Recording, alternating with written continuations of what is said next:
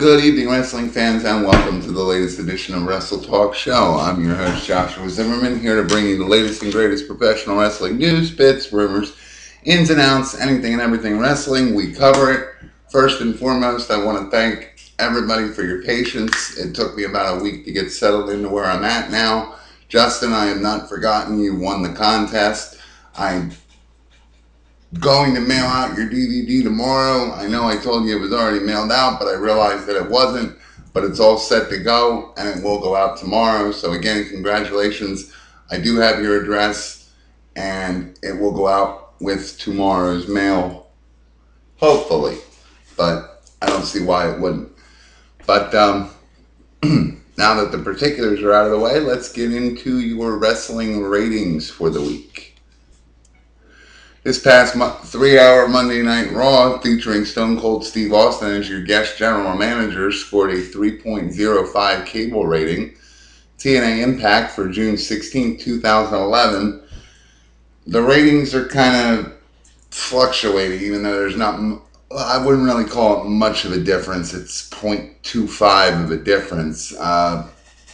Most are reporting a solid 1.0. which would mean TNA is continuing to lose ground, and then other sites are reporting 1.25.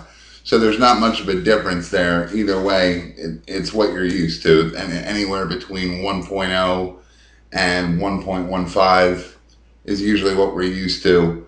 So take it for what you will. It's TNA. Friday Night SmackDown, I have it, but I don't believe it's right, so after I post the video on our Facebook page, facebook.com/CWE Company, under the video, I'll put that rating in once I confirm it. I didn't want to speculate. And to give you some show progress since our last show, we have 8,862 total views of all the videos on our YouTube channel. The male audience makes up for 89% of our total audience, while the female demographic accounts for 11% of the audience. Our key demographic is the 45 to 54-year-old male and female demographic, holding 50% of our total audience in the last 24 hours. Thank you to the 8 people that confirmed subscriptions to our site. We now have 48 solid subscribers to our channel. And when it comes to finding our material, YouTube search accounts for 38.9% as an audience preferred method to find our material. In your wrestling news and rumors, WWE may discontinue WWE Magazine for a strictly online version as the Wrestling Giants newsstand sales are down. But I love how they put it that way, because everything's down. You get your newspaper online. You get basically everything online now. So for them to announce that they're going to possibly discontinue it, I think it's kind of, it took them long enough. TNA wrestler Hulk Hogan intends to take legal action against the claims the Ultimate Warrior has been making over the past couple weeks. Claims such as former wife Linda was permitted to do drugs and have sex with other wrestlers as they participated in an open marriage. Hogan stated that he's tried every which way to not be bothered by the Warrior, but since the Warrior persists on slandering him, he intends to get his legal team involved. And really, every time this guy has a problem, he calls a lawyer and tries to get money out of it. So either TNA's not paying him well enough, or he's going through the money faster than he should be, because this is stupid. Just let the guy say what he's going to say. You know what's true and what's not. And part of me thinks that a little bit of it might be true, because, well, the Warrior's been out of the game for how long? And what does it matter to Hulk Hogan? He divorced Linda. Well, they divorced each other, whatever. And what's done is done. So what he did in the past shouldn't really bother him, which makes me think that some of this might be true, because he wants to fight to protect his name. On a sadder note, the Meltz is reporting that WWE's recent pay-per-view Over the Limit only obtained 65,000 buys. That only accounts for $3 million, which would be one of the lowest pay-per-view buy rates in recent history.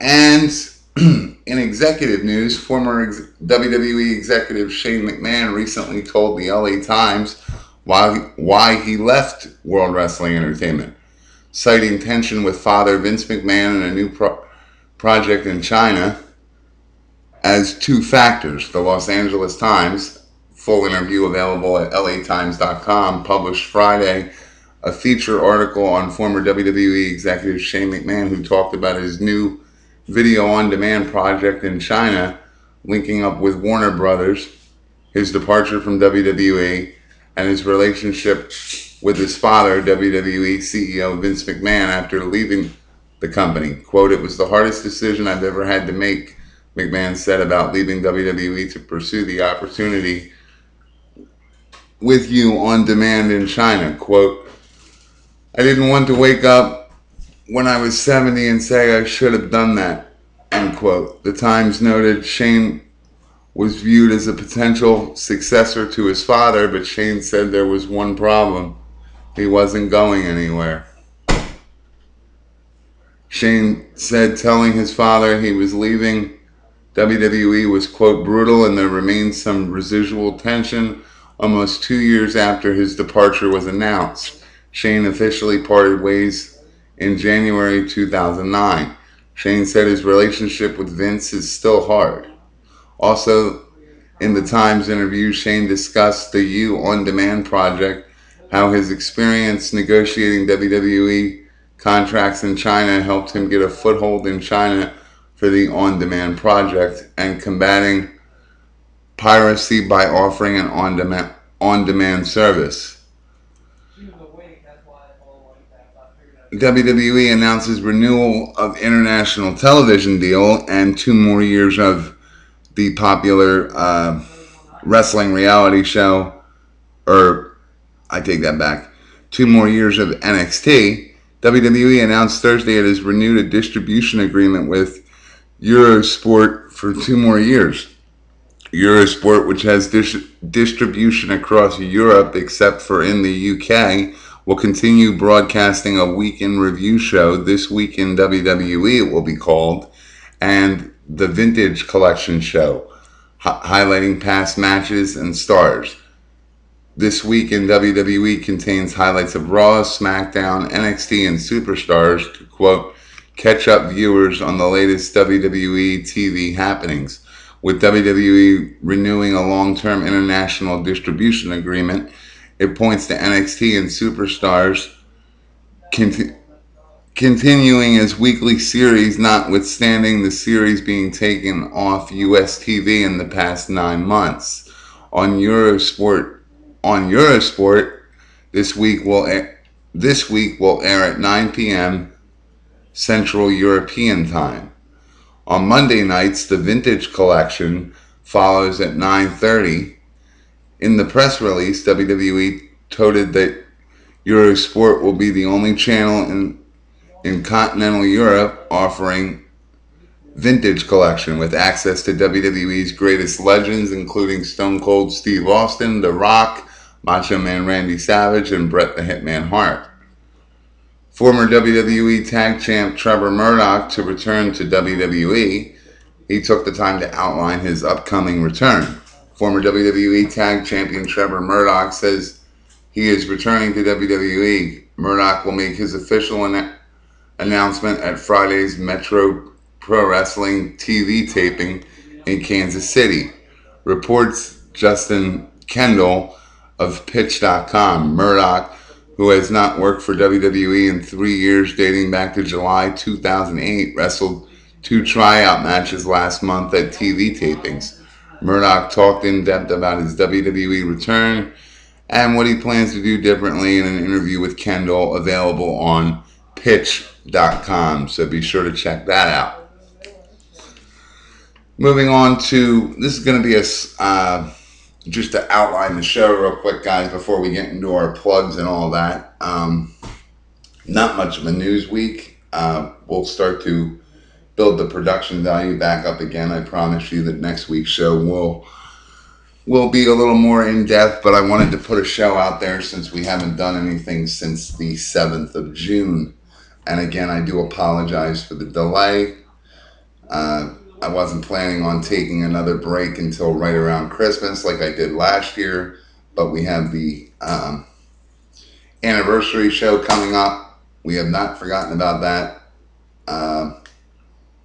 That is upcoming, and we're putting the finishing touches on that project. So before we get into all of our plugs and whatnot, I just want to tell you that I received a recent email asking me to highlight what I think of Randy Orton, so that will be the show's segment for tonight. Moving into your plugs, you can view this video and over 100 other videos at youtube.com/CWE Company. We encourage you to like and comment on each and every video. Your feedback helps us produce video to video. Visit our online site, interact with our forum at wrestletalkshow.webs.com. While you're there, click on the support the show link at the top of the homepage. There you can donate via PayPal as little or as much as you want. And like we always say, economic hardship, we're all going through it. So if you can't donate, become as interactive as possible. Refer a friend, like we say. Become a subscriber, youtube.com/CWE Company. Subscribe to us. Follow us, facebook.com and twitter.com, both at CWE Company.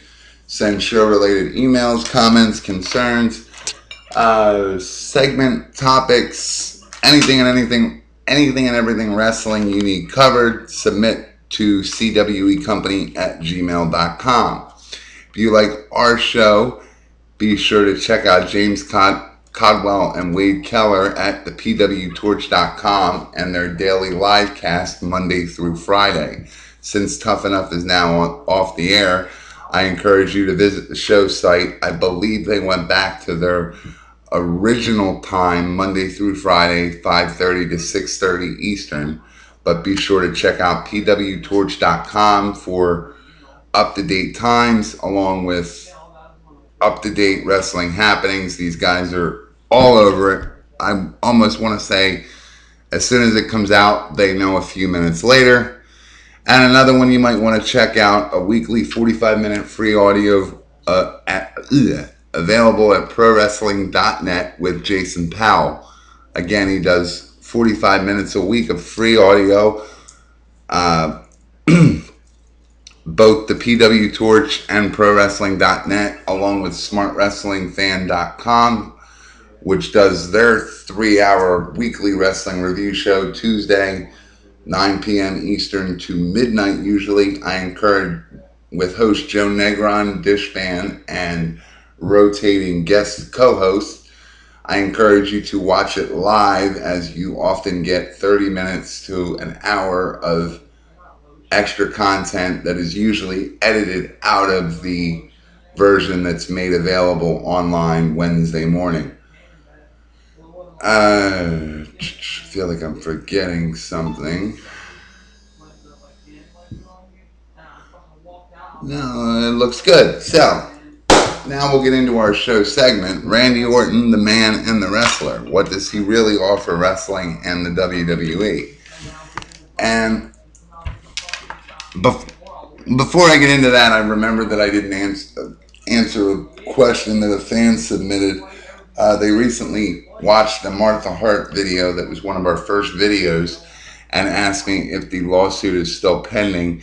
And no, I do not believe it is. I just believe that every time, as far as I know, she only comes after WWE anytime she feels Owen's likeness or character is being used by WWE. And my argument's always been, Bret Hart's still there. Bret Hart put his demons behind him, and it's not a secret that Owen Hart loved the business that he worked for. So why wouldn't you want your husband on these collector DVD specials? Something to keep your husband's memory alive. So what are you gonna? My argument is, what are you gonna say when the kids grow up? Oh, there's nothing left of your dad because I couldn't get any money out of WWE, so I didn't let them produce what is essentially tributes to Owen Hart. It's a tragedy, but every time they use his likeness, it should not be a payday for her. She made her money, and I firmly believe that there is no harm in producing these collector DVDs, as WWE does on a regular basis, to highlight the successes. I'm not saying I want a DVD of the Owen Hart tragedy where it shows you where the rope broke, where the cable broke, and all that happy stuff, but kind of like solidify him in wrestling. There's no harm in putting him in these. No, Martha Hart, you're not going to get a payday every time it happens. But if you were more, I take that back.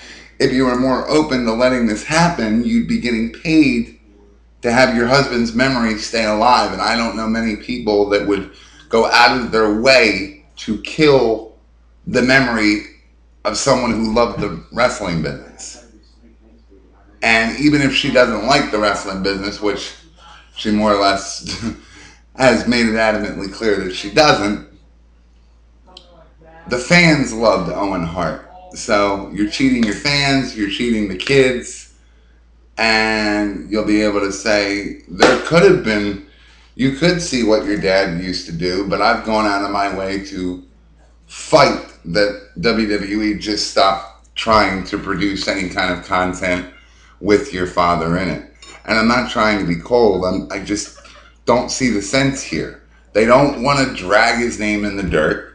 They want to put him in collector DVDs, which would give the Owen Hart estate money if she played ball.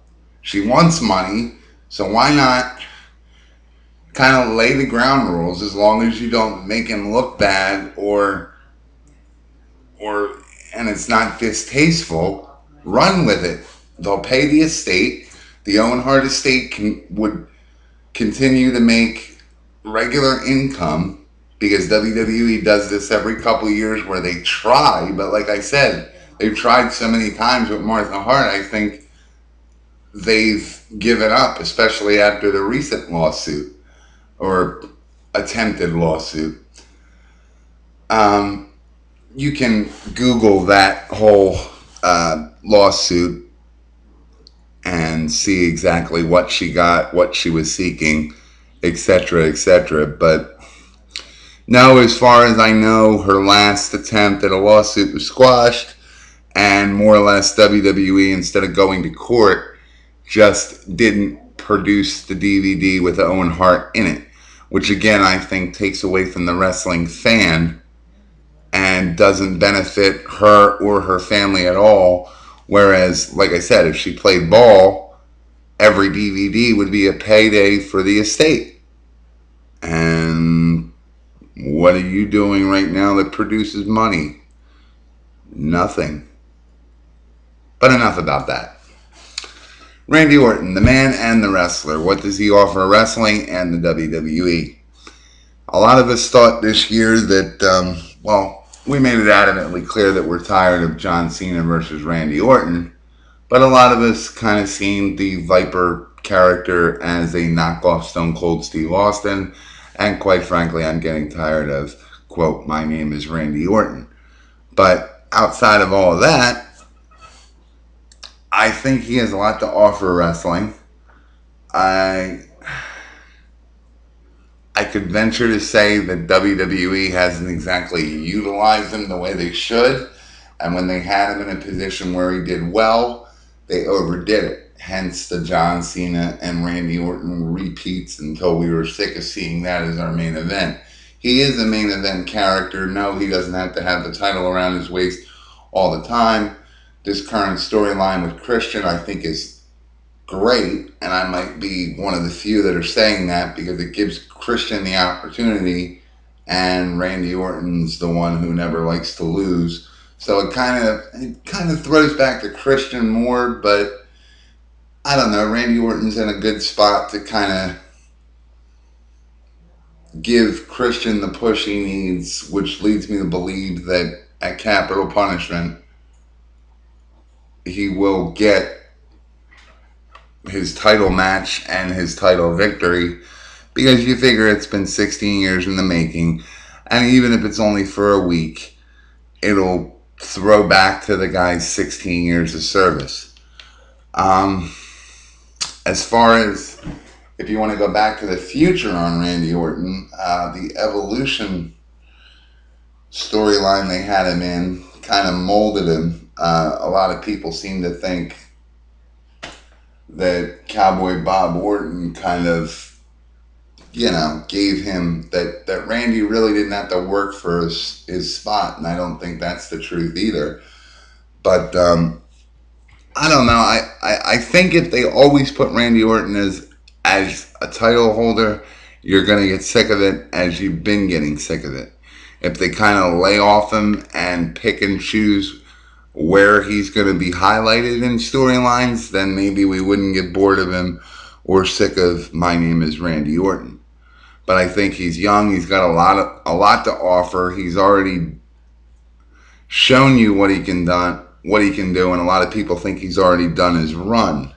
But this is where I say that you need to pick and choose what you do with him now, because you've oversaturated him as a dominant heavyweight champion who kicks people in the head and puts them on the injured list for months.